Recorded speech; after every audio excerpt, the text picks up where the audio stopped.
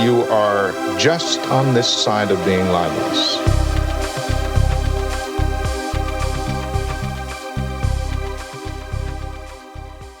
Welcome to round 65 of Eat the Buckle, the podcast that puts two horror movies in a head-to-head matchup where the loser will remain in the ring another week, and we will watch it repeatedly until we've determined the worst horror movie ever made.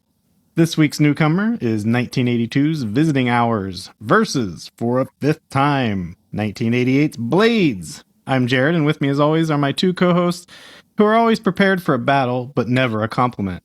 Josh and Aaron, you're both looking fantastic today. Thank you. Thank All you. the sun we got yesterday celebrating my birthday. Yes, happy belated.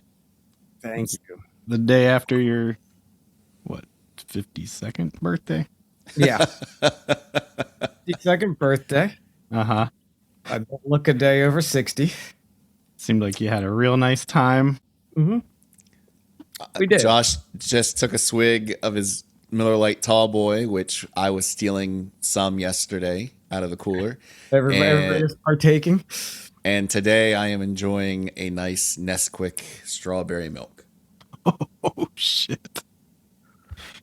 You get those vocal cords nice and coated. Wait,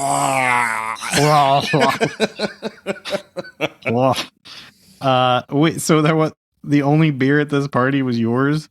I bought a 12-pack, and Teeter bought a 12-pack. That's it. And that was it. Leon was supposed to bring beer. I thought he did. Leon did not bring any beer, I don't think. Oh, my God. Yeah, We're old. because we went through those 24 beers pretty quick. Yeah, there's 24 people there. You guys were taking beer shots. Not all of them drinking. True. We finally, after years of leeching off of your all's parents on multiple Sundays over the years, brought food. Katie made dip, and I made pepperoni rolls. Oh. And when we sat them down, I can't remember which parent said, "Oh no, it was your dad, Jimmy." Goes, "Well, I guess I don't have to make food." Yeah, right. And it was like, no, this is on top of whatever you're going to make. Like, we're not trying to usurp you. That was all that man cared about yesterday was cooking. Like, he just kept, when am I going to cook? When am I going to cook? I was like, when people arrive, Dad. Well, when's that going to be? Don't know. And then after he made the burgers and dogs, which were delicious, he just sat in a chair, and I don't think he spoke another word the rest of the day. He was off the hook. He just wanted to be able to shut down, which is why he was so concerned. So when can I be offline? Yep. He said he would take a nap, but he did not take a nap. He just sat in a chair and shut down. Maybe he's at the point where he naps eyes open. He did come down and visit us while we were freezing in the pool. Yes, He didn't jump in. He didn't start shaving his head while we were in. Which has happened. Mm-hmm. Was it taking pot shots at bats with a BB gun? Y'all forgot about that. Oh, the good times. Yeah. Yeah, it looked like fun. I'm sorry I missed it. Yeah, it's good times. But I watched a movie yesterday. Oh, yeah? Mm-hmm. Was it a good one? You want to find out? Let's find out. Our first movie up is... I've asked you guys so many times for the name of this movie, because I keep wanting to call it anything other than its title. It's called Visiting Hours. Yes. Released May 28th, 1982. That the night we recorded last Thursday was May 28th. So you picked this movie on its birthday. Hey. Wow. So you and this movie shared a birthday this weekend. Nice. Yay! For the first time in maybe a year, we have an actual budget and box office. I know. It's been at least 6 weeks. So we get to play that game. It had a budget of $6 million. Gentlemen, did it eat the buckle at the box office? I bet it ate the buckle. It made its money plus. It made $13.3 million. It more than doubled its money. Wow. Which begs the question, why didn't we get any more of the Colt Hawker slasher series that everyone's clamoring for? Colt Hawker. Written by Brian Taggart, directed by Jean-Claude Lord, starring Lee Grant, Linda Pearl, William Shatner, Lenore Zann, and Michael Ironside. Is this the first time we've had Michael Ironside on the show? I believe so, yeah. Yep. That's shocking to me. I was shocked when I saw the credits were rolled. I thought everything I read about this movie, I was led to believe that this was a William Shatner vehicle. This is Michael Ironside vehicle. Oh, is it ever? We'll get into that. Michael Ironside as the Shape. Yeah, pretty much. I had just the night before watched Tales from the Crypt with Michael Ironside in it, so it was a very Ironside heavy weekend for me. This movie is a little slice of life about a serial killer or rapist. Does the movie have a message about feminism and or sexual abuse of women and children? Maybe. Will it eat the buckle? Also maybe. Gentlemen, off the top rope, what did you think about, let me look again, visiting hours? I still don't know what last week, if it's the horror or the terror at 37,000 feet. So having this trouble now is making me question everything. Yes. Well, as Josh said, this was not a shat. I was disappointed with the lack of shat. That first scene with Lee Grant, Oscar winner for Shampoo. So we've there's got another Oscar winner on the show.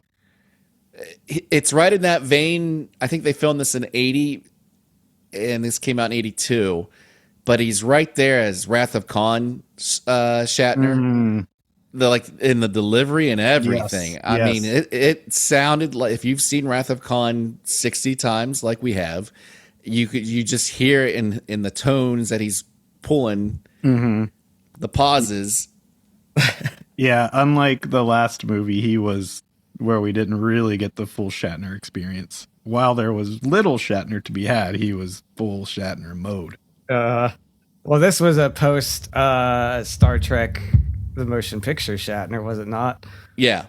That's what you're saying, Wrath of Khan era. Yeah, because 79 would have been motion picture.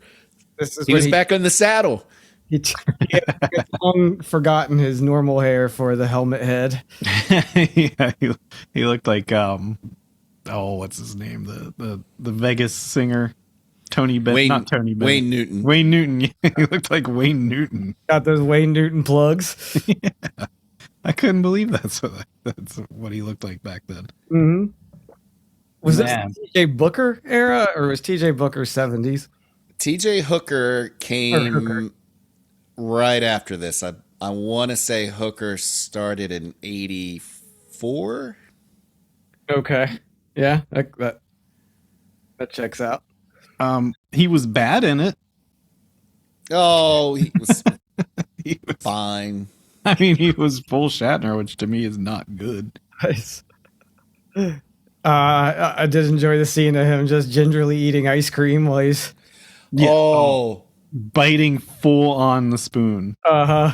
Nothing makes me crazier than someone who eats and bites teeth down on the spoon. That was a choice. Think about him spitting that out between takes. Oh, he didn't spit. he had himself at least 12 scoops that day. I bet that actress hated the sound of teeth on a spoon, and so he just did it on purpose. Yeah, that was not Foley work either. That was the sound of Shatner's dentures full on. His Wayne Newton teeth full on that spoon. It's Canadian Halloween 2, if you want to boil it down. Yeah, pretty much. Yeah. It was grittier than it reminded me of I guess a nicer version of that movie Henry, Portrait of a Serial Killer. Yeah. Which is a very hard to watch, brutal film, but this seemed like the Canadian version of that, which, a little bit nicer, but still had a lot of edge to it, which I did not expect this to be. Also had some Peeping Tom to it. Mm-hmm. Yeah, the kills were vicious. Yeah, I mean, it's still not as bad as Irreversible, No. but it was still rough for 1980-82. Yeah. I was pleasantly surprised by that. Well, Not what I was expecting at all. clarify what you mean by that. By what? That could be a very bad thing that you just said. Oh, you know me. I'm a gorehound. I love that shit. It sounded like you were reveling in multiple women being sexually assaulted. Well, I think the last couple movies I've seen that I like, Blades, for example, I know for weeks I've bitched about how it didn't deliver on the promise that Trauma should be delivering on, or I forget which other movies we've watched recently, but none of them really delivered on what I want, which is I want that. Yeah. That gore, that brutality, give it to me. It's been a while since we've had a movie like this on the show. It's nice because it's you're sitting there going, all right, is this really a horror movie? Because I thought I was going to get yelled at that this is just a thriller. And then there's it was close, but there was the Lisa assault scene that was rough, real rough to watch. Mm-hmm. Then there was Colt Hawker smashing up his forearm. Yeah. That was wild. Brutal. Part of his whole thing is he needs to get back to the hospital where the women he wants to finally murder and take their photos while they die. He decides to rope off his bicep, his left arm, like he's about takes to takes a bunch of pills, pops a short stubby bottle, chugs that, and then sets the bottle down on the tabletop, and then proceeds to ram his forearm as hard as he can into the bottle and smash. And that's where you get the full on gore. Shows it that you've been around for like an hour. It's like in camera, so you're like, wow. Like hopefully he was really wrapped up with the visual effects there and didn't feel that because it looked real. And that's where that's the 80s gore right in your face, and you've been kind of lulled to sleep so much by the movie at that point that you're like, oh my God. And it has more of an impact than just wall-to-wall gore. Didn't he play a character in Starship Troopers that was like missing his arm or had a mangled arm or something like that? Yeah, bionic arm. You think that was like a callback? It could have been. Could have been. And I was thinking, Aaron mentioned the rape scene with was she a prostitute or sex worker? She was just a gal that he picked up at the diner that she was hanging out with two dudes. Just a loose gal. But that rape scene was, I think, I wouldn't be shocked if Scorsese took from that for the rape scene in Cape Fear. Yeah, because it was very similar to that, and the tension of it, and how he like throws her on her back, and he's kind the brutality of it. Yeah, I wouldn't be shocked if he kind of lifted a little bit from that, because man, this was tough. Some parts were tough and the he we keep saying is Michael Ironside, who plays the killer. Did a lot of heavy lifting for this movie for me, and I read trivia that Shatner was originally going to play the killer, and he was told they had one more person to for the casting call, who ended up being Michael Ironside, and they gave him the role instead. This movie would be unwatchable. Imagine this with Shatner in Shatner mode that we just talked about. That was the era. Yeah, being this killer. That would be incredible. For our purposes, yes. It would be a totally different movie, that's for sure. There's already enough connections to Halloween. And then you have The Mask. Maybe that's why he wanted to do it so bad. I bet. Yeah. I bet. It's hilarious. But yeah, Ironside was fucking awesome in this. He was good. I was confused. So at the very beginning, during the home invasion, he has all these piercings, over accessorized. He's put on all the costume jewelry in the house. But then he takes them all off and never goes back to that. Then he's just like normal, creepy Michael Irons. Like, I didn't understand the whole purpose of that. Do you think like the killer was supposed to be like this pierced up guy, and Ironside's like, I'll give you one scene? No, I think it has more to do with the whole watching how I hate to use this term, emasculated his dad made him feel as a kid, and then his big strong dad that was always poking fun of him or spilling beer on him as a kid sees his mom throw hot boiling water on this big strong man that's always been in charge of him. So I guess you could start to go along the lines of he was exploring sexuality and trying to be more feminine. And at least that one trying to murder Lee Grant. But there was a lot of layers that they threw on top of old Colt. They did. A lot of things that just kind of got dumped and then never came back to. To me, it seemed like that may have been what they anticipated it being. Like, that would have been his thing as a killer. Maybe wearing the victim's clothes or jewelry or something, and then they just kind of abandoned it because it, I don't know, logistically might have been too hard to do for the rest of the movie. I don't know, but it was weird. It was cool, I thought, for the first scene, and then yeah, you're right, they never went back to it. It probably would have been way more effective if they had. This was also proof. Sorry, go ahead. No, you first. This is also proof that to Rob Zombie that you don't need to humanize the shape.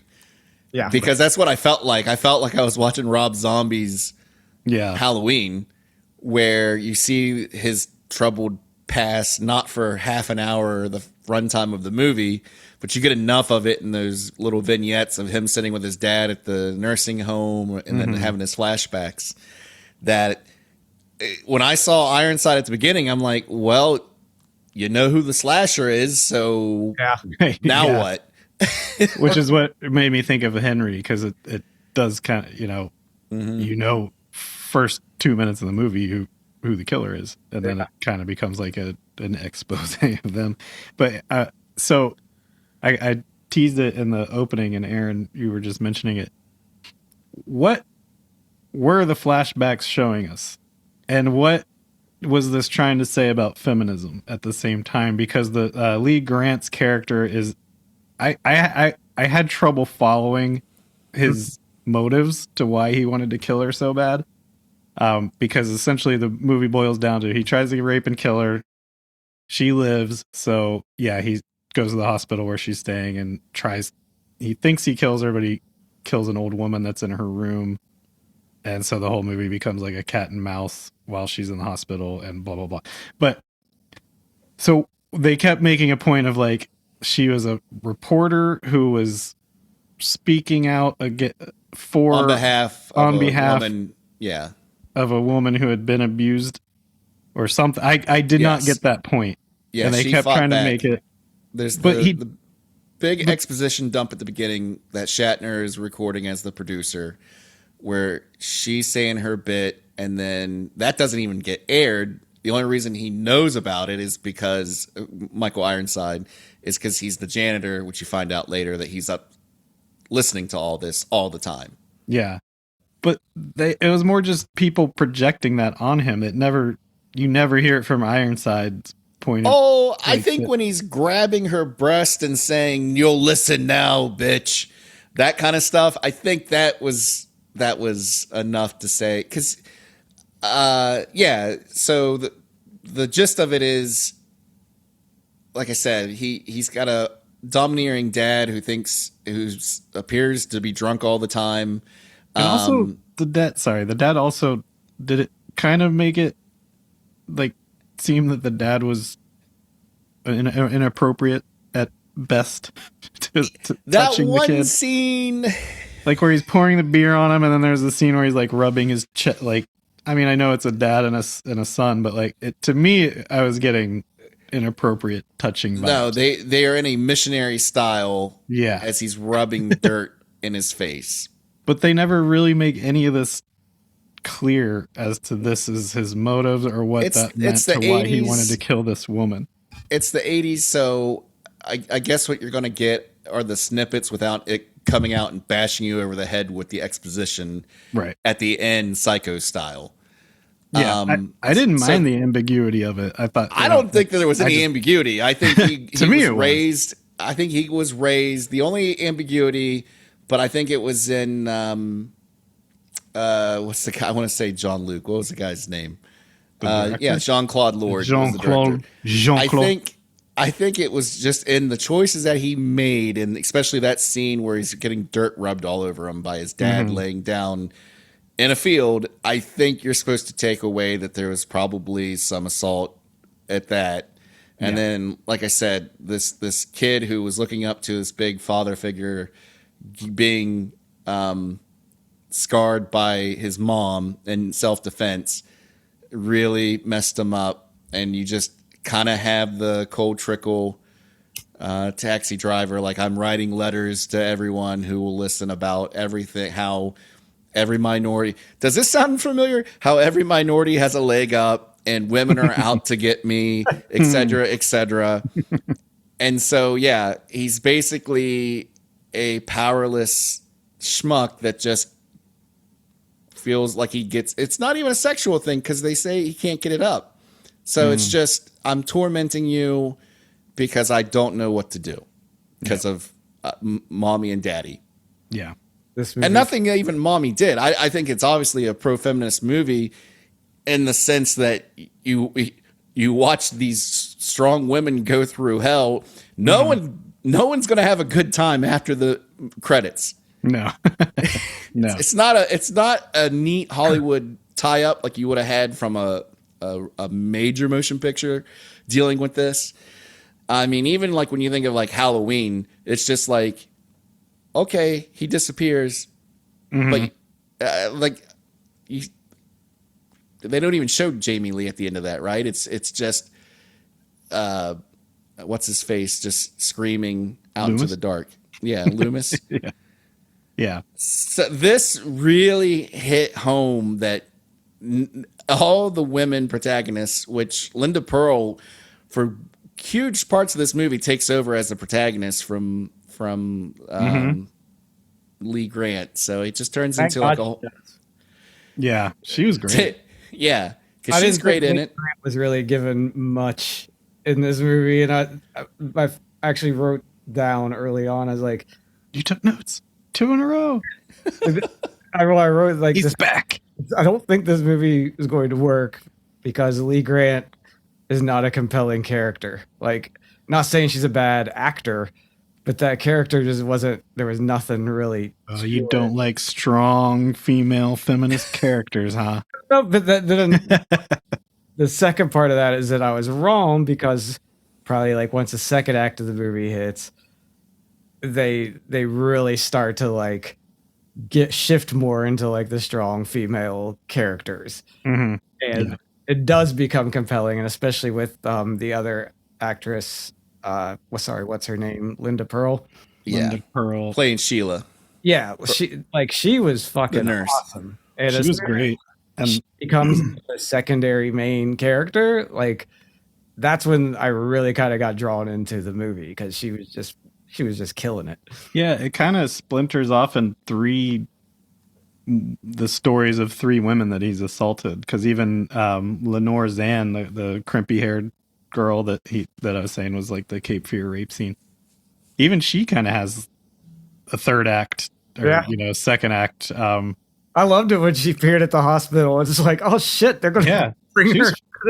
I had a big old crush on her while I was watching this movie. She was awesome. But so her story, he also fails to, or I think he purposely let her live. Didn't, for some reason, she wasn't on his kill list, but he did try to rape her, or did successfully rape her.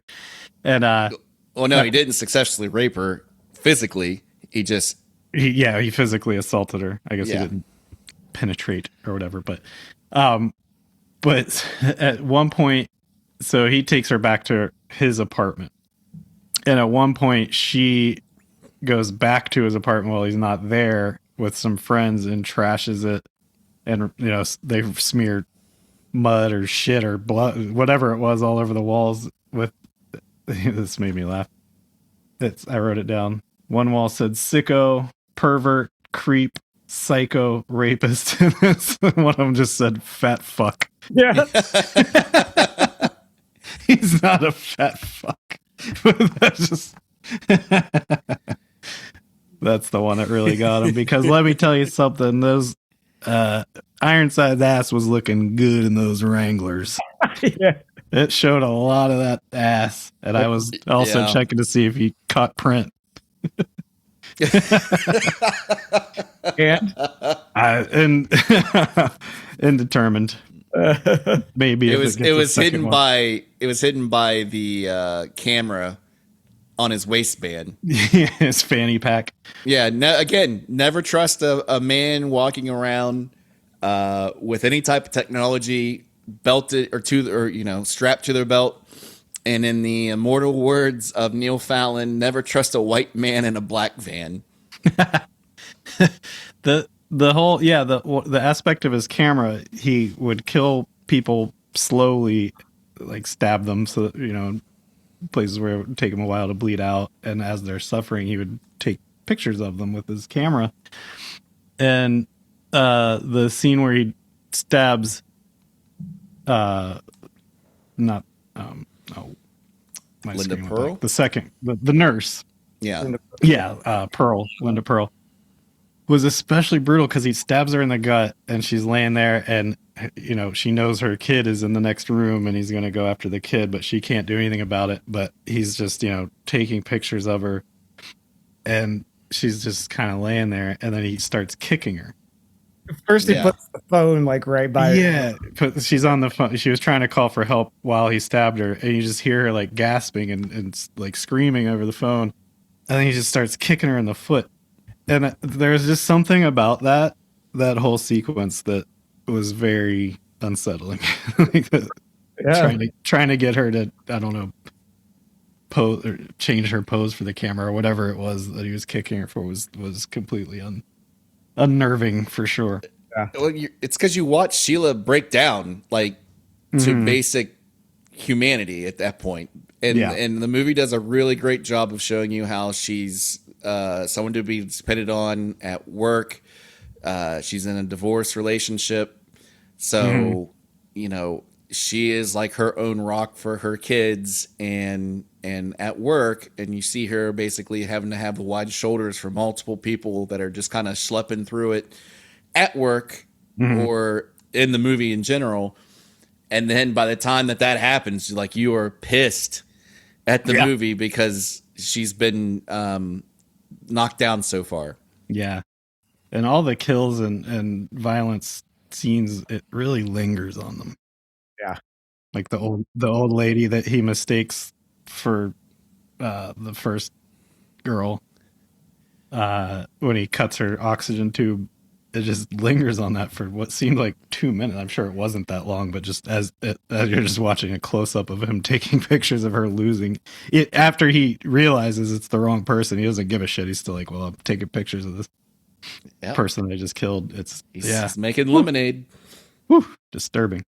Yeah. If I have one thing to really complain about with this movie, it's just that in between all the brutality, it's really just us watching Michael Ironsides meander around hallways in different vehicles. And in vehicles. He's on that Zamboni. He's on the Austin Powers technical go-kart thing. Mm-hmm. And maybe that I'm sure that was to build like suspense and tension. Mm-hmm. Back when it came out, it was effective, but watching it now, it's just like they probably just could have cut about 18 minutes out of this movie of him. Oh, easily. And had they done that, this might have been. I would maybe own this movie if it is kind of boring. Yeah. We're singing. I seem to be singing its praises quite a bit, but it was slow. It was a slog.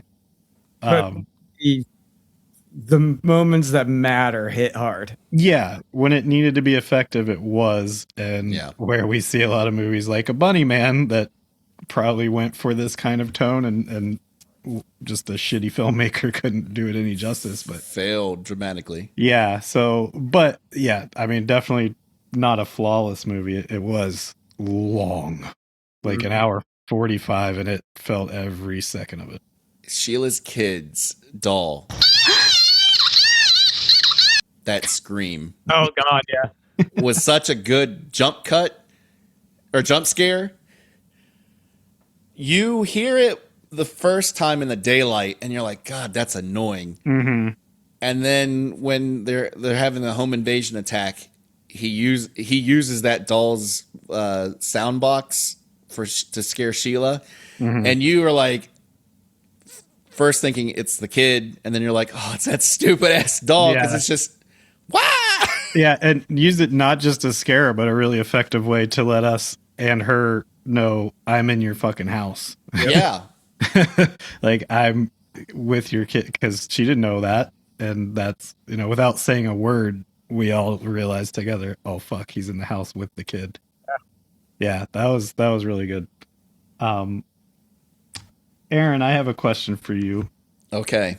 I have some questions. We're pretty much nailed the movie. I only have questions left to ask you guys. Okay. Well, I have one more for you, and then you can take the floor. I also have one. Okay. Well, we'll rotate. Go ahead, Josh. Get yours out. Was Since you're the birthday boy. One of the nurses, the actor that played her, the same lady from National Lampoon's European Vacation that played Audrey? No. Now that you mention it, it looked a lot like her. The one keeping the record book? Yes. Yeah, the one who scored the minute she fucked. Yeah. Yeah, I could have sworn. I was like, that. I've seen her somewhere before, and I was racking my fucking brain. And I couldn't, I was looking online, and I couldn't find her name or like anything like that. I was like, I swear that's the girl that played Audrey in European Vacation.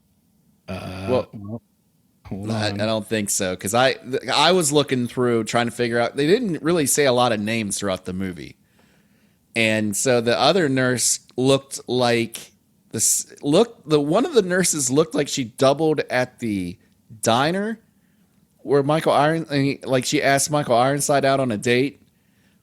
Yeah. And my copy was so bad, it was a DVD.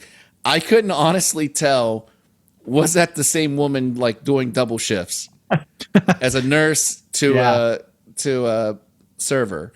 And then because I thought she looked, and I'm not going to be able to remember the movie, but what was the movie where there's twins and the mom gets rid of one and it's like shot in someone's condo? Double Impact with Jean-Claude. No, it's a horror movie. I can't think of the name of it. Twins? But yeah, like the bad twin comes back to take the place of the good twin that took the fall for a murder when they were growing up.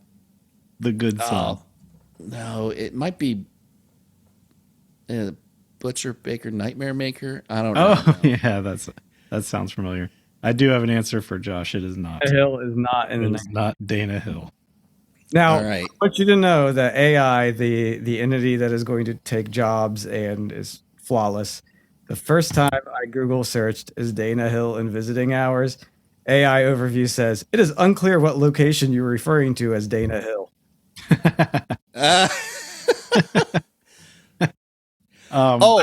Speaking of the AI, I'm assuming, Jared, when you were looking up the ABC movie of the week and got the Go Ask Alice answer, that it was an AI. This is William Shatner, who was also in Go Ask Alice. Oh, man. But not in that same week. He was in two big made for TVs that year. He played a fallen priest. And then if we want to do a William Shatner Halloween this year, I nominate Jared to play the William Shatner as coach and go ask As Alice. coach. He's wearing, dear listener, a gray sweatshirt, pretty tight, That has to go up on the. Pretty tight. that just says coach on it, If it were any tighter, it'd be a turtle shell on it. and a very, very slow arch across his chest. While he also is wearing Buddy Holly glasses, a comb over, and the just rat nastiest mustache. It wouldn't take me much to replicate that. I know. Just get me the shirt.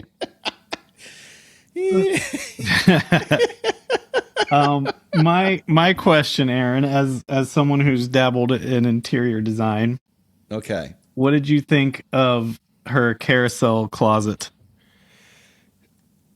And how Which one? Because it seemed like both of them had one. either I'm thinking of the nurse when she gets home and opens up that carousel closet. It's like a corner lazy Susan type deal. Yeah.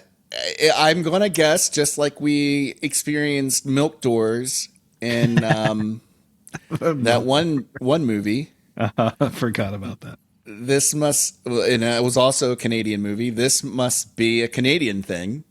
Well, Wherein to I make need to know space. how to put it in my house because now Erica really wants one. A milk door? Yes, that in a carousel closet. But anyway, go ahead with your questions and then we can move in on. my 20 plus years of experience, I've never seen one.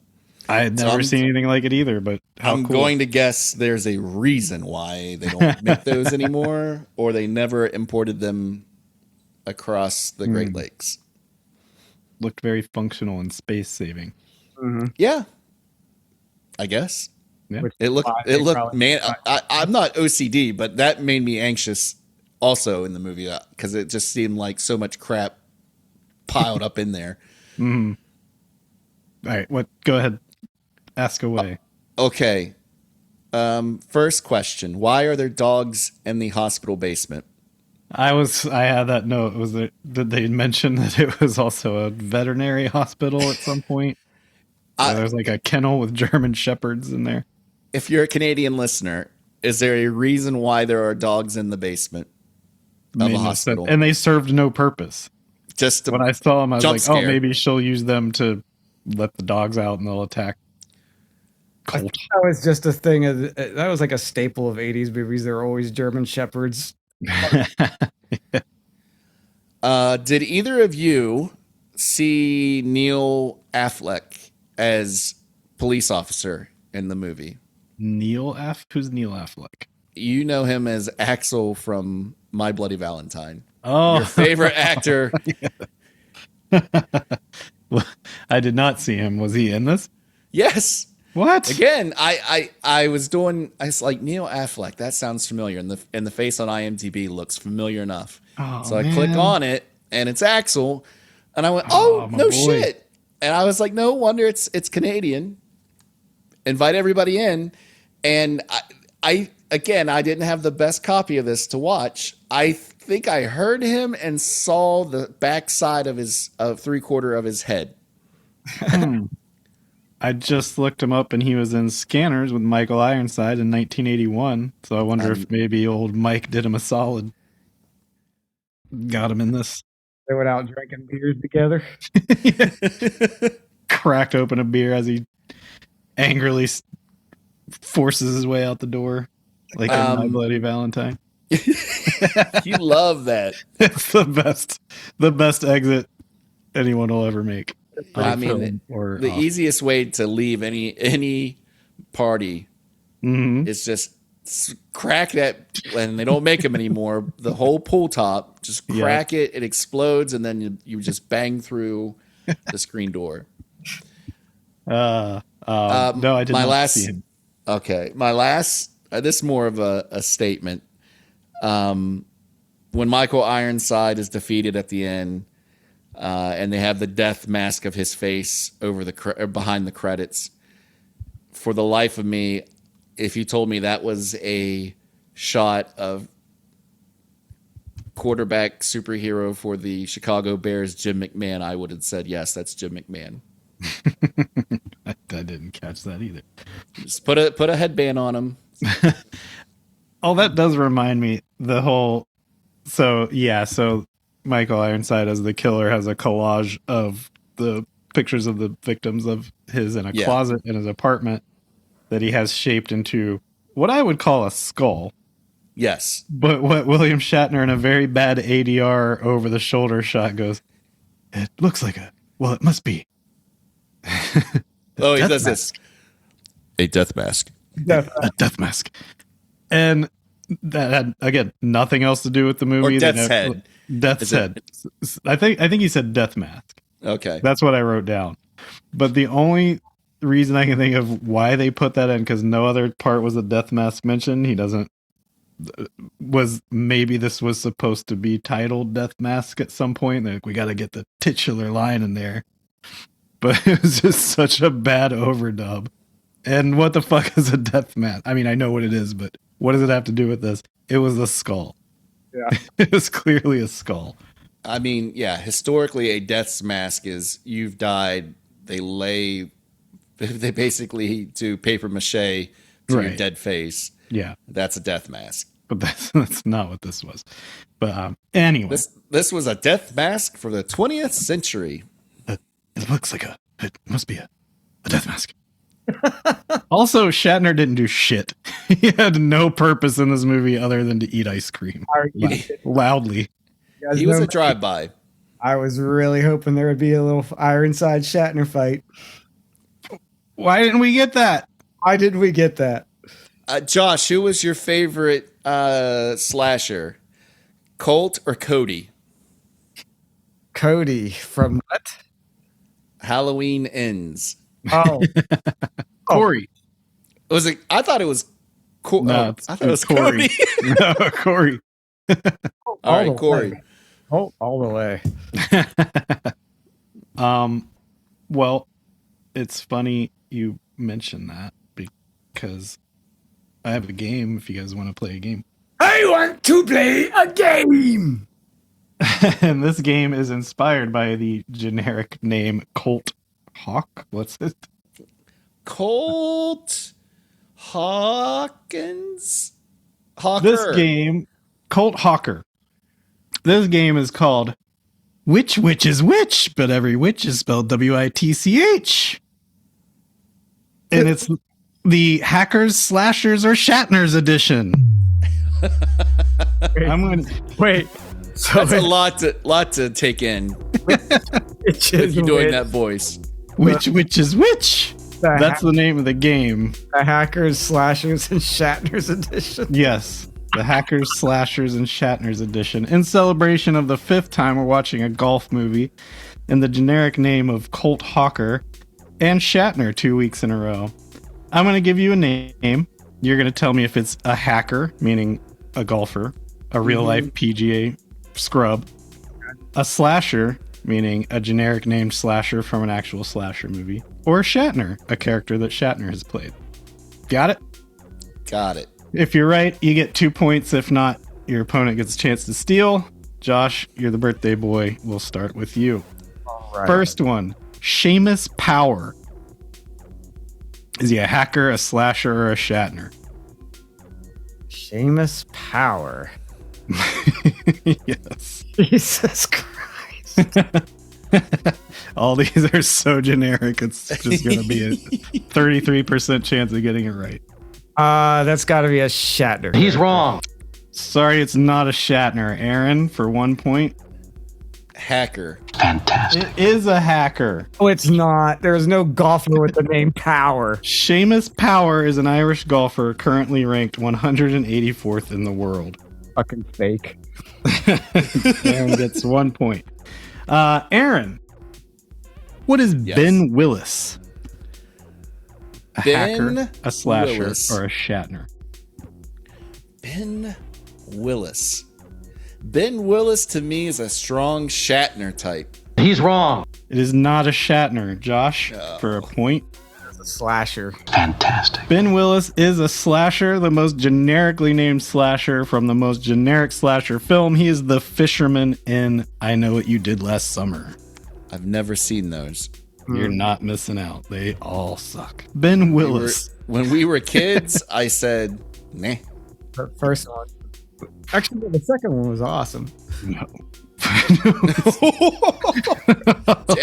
Jared's skull almost went through his face. I just had a reaction.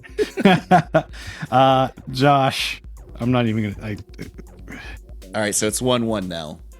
Who is Chad Raimi? Who is Chad Raimi? Shatner's got to be a Chad. Do you think Chad Raimi is a Shatner? He's wrong. I'm sorry, he's not. Aaron, for 1 point, can you tell me who Chad Raimi is? Slasher. He's wrong. He's a hacker. He's an American golfer ranked 163rd in the world. Of course, you found a Raimi I did. to throw us off. Whose turn? Aaron's. Mine. What about Kenneth Robideau? Kenneth Robideau. Like Eaux, Robideau. A French name. Shatner. Fantastic.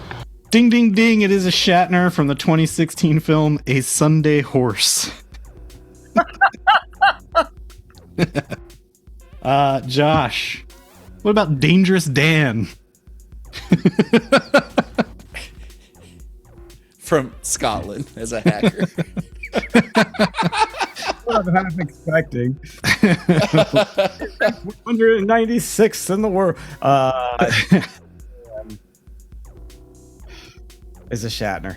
Dangerous Dan is a Shatner from the 2015 film A Christmas Horror Story, which might have to come up in next year's if we are live or recording. If we make it to this December. I've seen that. You've seen that? Any good? No. What do you think? Aaron, it's tied 3-3. We got 4 more to go. Okay. Sorry, 5 more to go. Pretty sure that movie has a Krampus/Santa showdown in it. Oh, is it an anthology? Yes. I think I have seen that. In Days of Yore. We're putting it on the list this year. Aaron, tell me about Alex Hammond. Alex Hammond. Slasher. Fantastic. He is a slasher from the 80s film Prom Night. Alex Hammond. Wonder why that one didn't take off. Don't fear Alex Hammond. What about Russ? Oh, that's 2 points for Aaron. 5-3. Josh, tell me about Russ Thorne.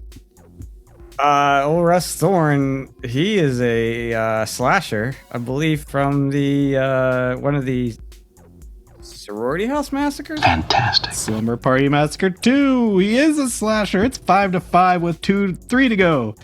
Aaron, what about Tony Gold? Tony Gold. Shatner. Fantastic. This is a Shatner from the 2005 straight-to-video Lil Pimp. Shatner plays Tony Gold in Lil Pimp. Poor Shatner. 7-5. Josh, what about Eric Matthews? Eric Matthews. Oh, that is so generic. They're all so generic, even the real one. Eric Matthews has to be a hacker. He's wrong. Sorry, he's not. Aaron? Eric Matthews. Mm-hmm. Slasher. Fantastic. Eric Matthews is a slasher from the 1989 film Phantom of the Mall, featuring frequent Monkey Boy, Brendan Fraser collaborator Pauly Shore. Also features a character named Peter Baldwin. Which brings us to the final. Matthew Baldwin. Is he a hacker, a slasher, or a Shatner? We're getting a Baldwin in here, whether you like it or not. It's Josh's. It's for Josh. You're down 8-5. So this one's worth 4 points. You can't tell me there is not a professional golfer named Eric Matthews. Not for this. There's one named Kenny fucking Power or whatever. Seamus power to you, sir. What's the guy's name? Baldwin? Matthew Baldwin. He is a slasher. He's wrong. He is not a slasher, Aaron, to put him away out of his misery. Hacker. Fantastic. He's a hacker. He's an English golfer, currently ranked 649th in the world, which puts him about one place above me. It goes that low. Wow. That's what it said for him. I just searched PGA golfer named Baldwin, and he came up. Someone just made that shit up. And that's how you play Which Witches, Witch Hackers, Slashers, and Shatner's edition. Aaron, you cleaned his goddamn birthday clock. They're dead. I can only say it's because he's recovering from a bodacious birthday weekend. A bodacious birthday bash.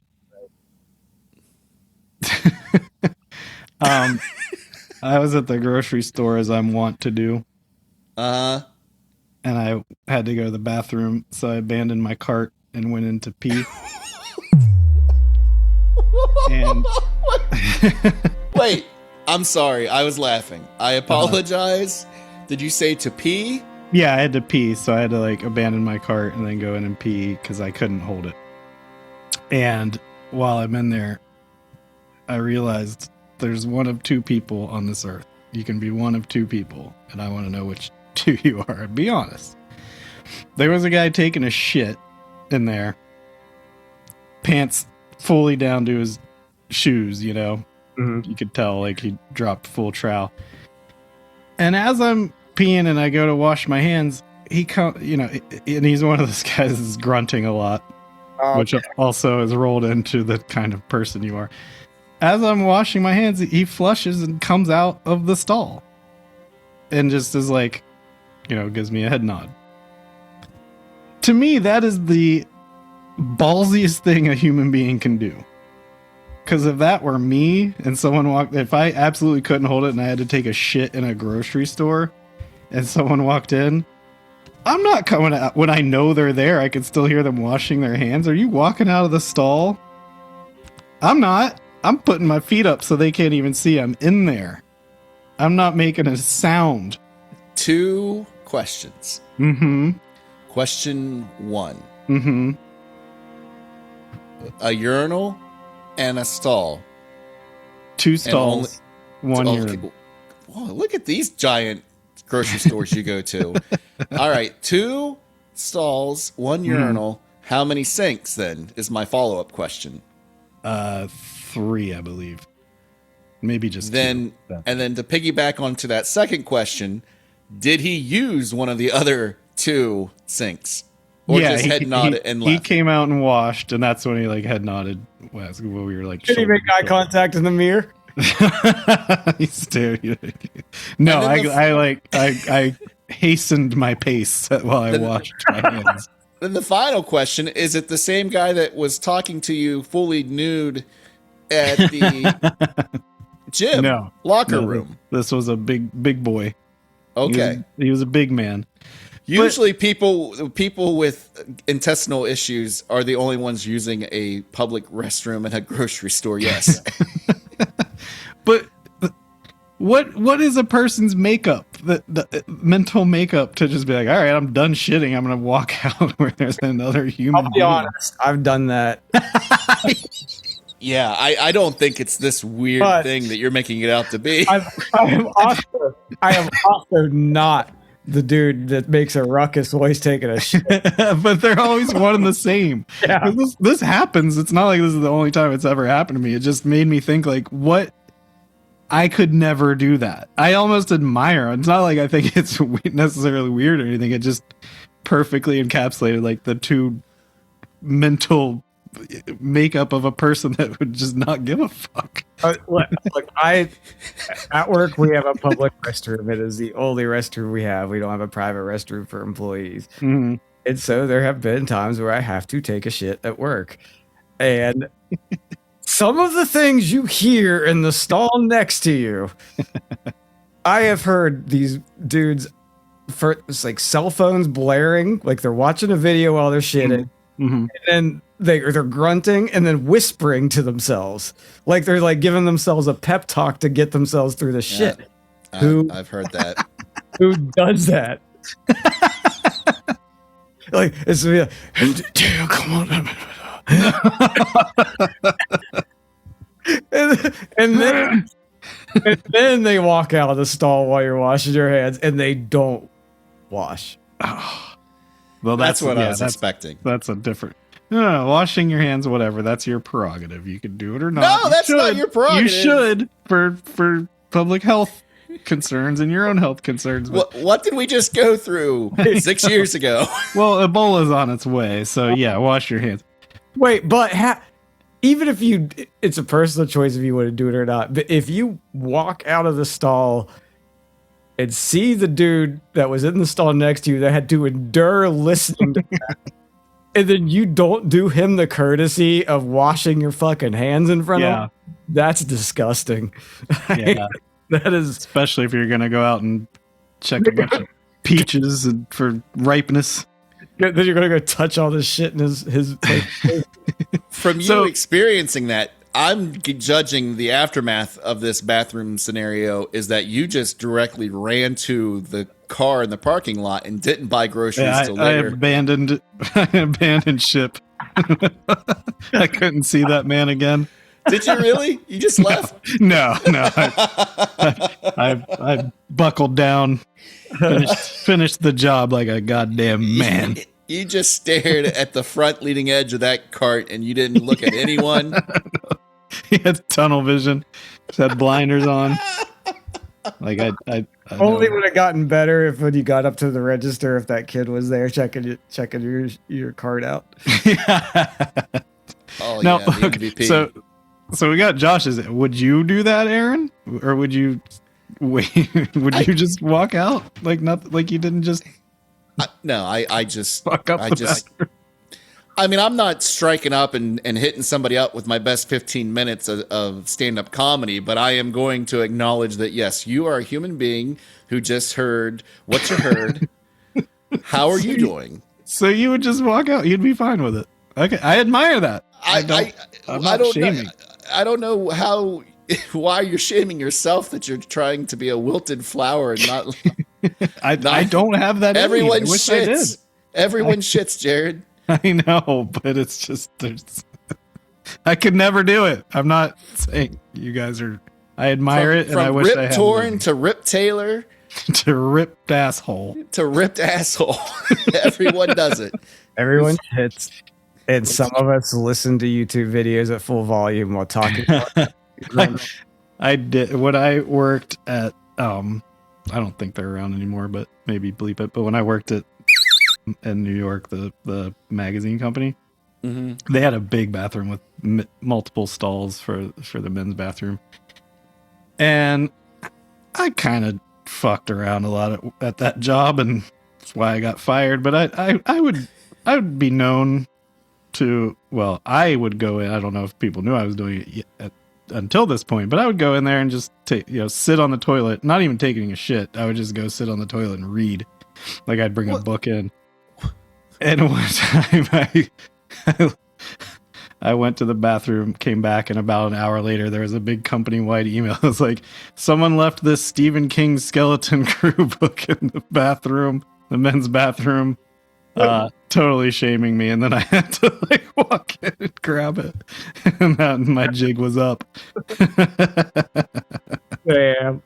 Yeah, then I probably got fired a week later. I don't know. While we're on this subject, there is a Stephen King short story. I can't remember what book it's from. And the whole story is this dude on I don't remember if it's an internship or just his job, but he goes to waste time and take a shit every day at work. And he always uses the same stall. And in the stall next to him, he always sees the same pair of shoes. Oh, yeah. And as the days go on, he notices that there's flies buzzing around. The whole point of the story is he's basically been taking shit next to a dead person for 2 months. I listened to that audiobook and it was narrated by David Cronenberg. It was awesome. I think it's just called The Shoes or something like that. The Black Shoes or something. Our story. Oh, man. Wow. Okay, well, look, I will use you two as inspiration, and the next time nature calls so badly that I have to shit in public, I'm going to walk out. no matter. I will finish my business, and I will walk out regardless of whether or not anyone's out there. I want you to walk out hiking up your drawers, and I want you to look the other man in the eyes and go, "Woo!" And just You got it. You got it, dude.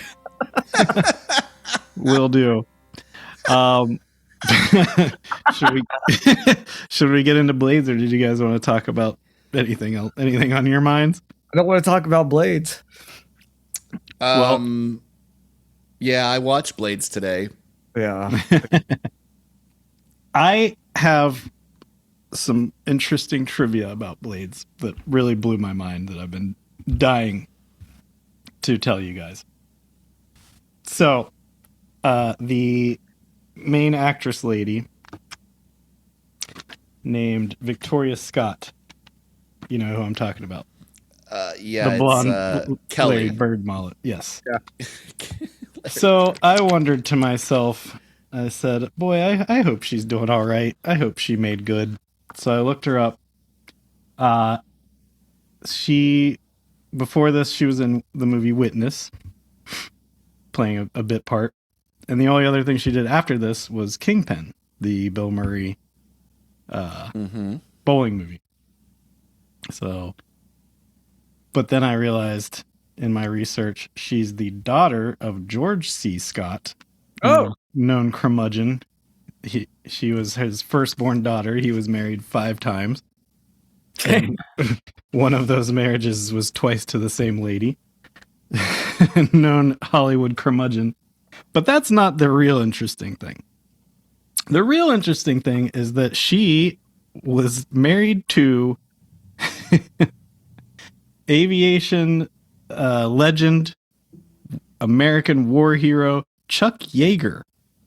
Oh, no. Yeah. When he was 80 years old. Oh, God. They met on a hiking trail in Nevada when she was 49. Wow. They got married, and the daughter, Chuck Yeager's daughters, sued her. There was a big lawsuit because they said she was Victoria Scott. At this time, her name was Victoria Scott. Shit, I can't read my own writing. Anyway, they said she was an undue influence and was trying to get his fortune. And a judge ruled in their favor, so she got that fortune. Well, good for her. Met in 2000, married in 2003 when she was 51 and he was 83. Wow. And they stayed married until his death in, I didn't write down his death, but it was like 2020, I think. So long time. So she got that fortune. I'm not saying that was her motive. No, I'm sorry. How much was the money? I didn't. All I saw was hundreds of thousands of dollars. I was going to say, it's not like she retired on whatever Chuck Yeager had left. I'd say between George C. Scott money and Chuck Yeager's money, she's probably not having to work much. Not that she did, because do what? Don't discount that Kingpin money. True. An uncredited role. But yeah, so that kind of blew my mind that she married an 83 at the time, 83-year-old Chuck Yeager when she was 51 at the time. Wow. And he went on to be, how old was he when he died? Well, if he made it to 2020, he died in 2020. He was 97. To be fair, an 80-year-old Chuck Yeager is probably equal to a 50-year-old normal man. Yeah. True. But this also begs the Pete Sampras question. Do you think old Chuck Yeager was ever like, hey, let me watch one of your movies? and they sat and watched Blades together. The Kingpin, Sampras factor. yes.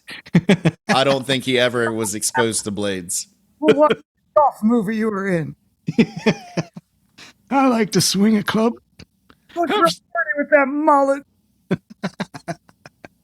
So that is my only contribution I have to the conversation of Blades. What have I got? I was thinking of Blood Rage earlier. Wait, The what woman was from Blood Blood Rage. Who? That is I think her name is Karen in the movie, where she's got the twin sons, and it basically looks the like it's shopped. Thanksgiving movie Yeah, I think it's Thanksgiving. where they keep saying that's not cranberry sauce. Yeah, Is it that one? it was on Joe Bob, but Yeah. it's the most generic name. That's why I couldn't think of it. But Yes. yeah, the mom from that looked like one of the nurses from Visiting Hours. On to Blades. Her name was What do I- Victoria Scott D'Angelo when she married Chuck Yeager. That's what I was trying to find. Okay. Boom. There you go. Yeah. I got nothing else You to say asked. Oh, I got a callback. about it. Okay. The Squire's ball thing. Where Yes. he had the secondary ball. Uh-huh. So he had rigged up that system to drop the ball from his pocket down his pants leg. We explained that to you. Like, he was using that. He was going to pull the string, drop a ball just off the rough, and be like, oh, there's my ball, instead of going in the deep woods. Mm-hmm. The problem is, it does show it. He goes to pull it, and the ball is already fallen out somewhere else. And that is why, because he's like pulling on the string, and he's like, what happened? So he does find his ball in the deep rough, and that's why he has to resort to just chucking it. Okay. So it was faulty. Yeah. Now, you do see him also, Roy Kent sees him toss the ball, which was actually a good trick. I might try that again if I ever play golf again. From the sand trap, he was picks his ball up from the sand, holds it in his gloved hand, so his right hand, and as he swings through, he drops the ball out onto the green. Okay. Tricky Yeah. man. Wow. Well, maybe we'll get to all watch it together. And do a little play-by-play about his tricks. My only note is that Roy Kent really makes me want to drink whiskey. Yes.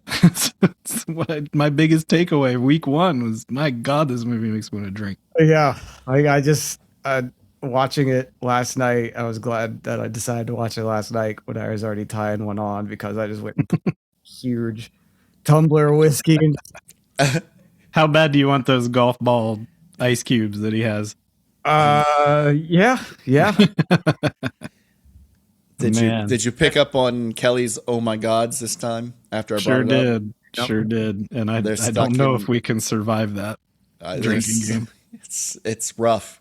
I was listening to it again today to be like, was I making that up? No. And I went, no, I am not making that up. It'll be It's going to be rough. Madman stuff. bus scene Yes. style. It's going to be tough, especially towards the end when they're in the goddamn van. The last line of this movie, it sucks, but I think I could get used to it. Does not apply to this movie. Half of it does. Yes. I don't want to talk about this movie anymore. Ever. Well, I think you're gonna have to one more time. Let's find out, shall we? Pull you that guys, Band-Aid. You guys got anything else to say? No. No. All right, so we're going to count down from 3, and we're going to say the name of the loser that eats the buckle that we will have to watch again next week, very likely for a 6th time. And also, I don't think we said it, but yes, if you're a new listener, if this movie loses again, we will do a full-length commentary watch along to induct it into the Shitlocker Hall of Shame. Ready? Will it earn that distinction? That distinction? Or have we colluded? Let's find out. 3, 2, 1. Blades. I think it was unanimous all 5 times. It's rough. I think up there with, I think Bunny Man's the only other movie that maybe was unanimous all 5 times. I hated this fucking movie the first time around. Yeah. You did. I liked it, and I've soured on it, and it never got me. It never got me back. Sometimes it ebbs and flows. The two of us were ready Ups to and quit down. on you Don't when you were quit on me. when you were saying there were no antics. I think I was just happy to be watching not a slasher, but a golf-centric horror film on a nice Sunday afternoon with a drink in my hand, and I was vibing with it. Well, you got all spring with it. I hope you're happy. I was wrong. So we don't need to pick a next movie because our next movie is going to be Blades, so we'll save the pick for the next while we do the watch along. Mm-hmm. And so that'll be our next episode, so stay tuned for that and save some room for that because you're definitely going to eat the buckle. Bye, buckle buddies. It's summertime. Get out there. Hey, on. It's a long par 5 to Blades.